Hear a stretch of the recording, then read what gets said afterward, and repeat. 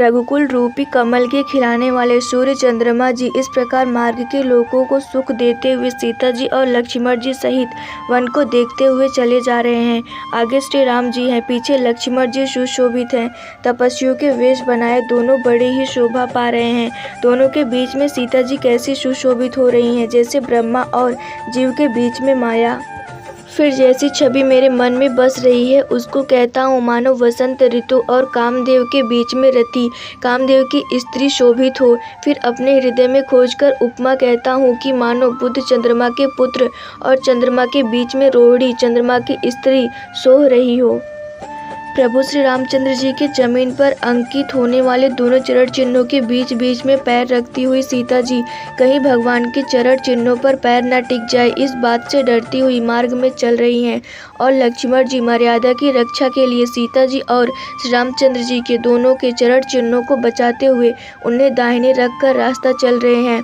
श्री राम जी, लक्ष्मण जी और सीता जी सुंदर प्रीतिवाड़ी का विषय नहीं है, अर्थात अनिवार्यनीय है, अतः वह कैसे कहीं जा सकती हैं। पक्षी और पशु भी उस छवि को देखकर प्रेमानंद में मग्न हो जाते हैं। पथिक रूप श्री रामचंद्र जी ने उनके भी चित्त चुरा लिए हैं।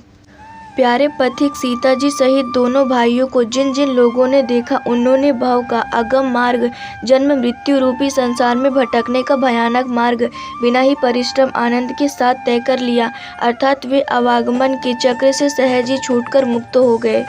आज भी जिसके हृदय में स्वप्न में भी कभी लक्ष्मण सीता राम तीनों बटोही आ बसे तो वह भी श्री राम जी के परम धाम के उस मार्ग को पा जाएगा जिस मार्ग को कभी कोई बिरले ही मुनि पाते हैं।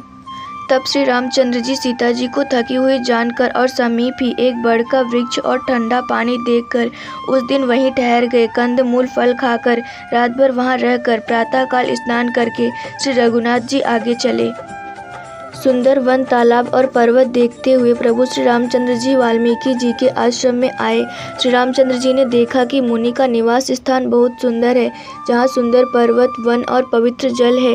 सरोवरों में कमल और वनों में वृक्ष फूल रहे हैं और मकरंद रस में मस्त हुए भौरे सुंदर गुंजार कर रहे हैं। बहुत से पक्षी और पशु कोलाहल कर रहे हैं और वैरह से रहित होकर प्रसन्न मन से विचर रहे हैं।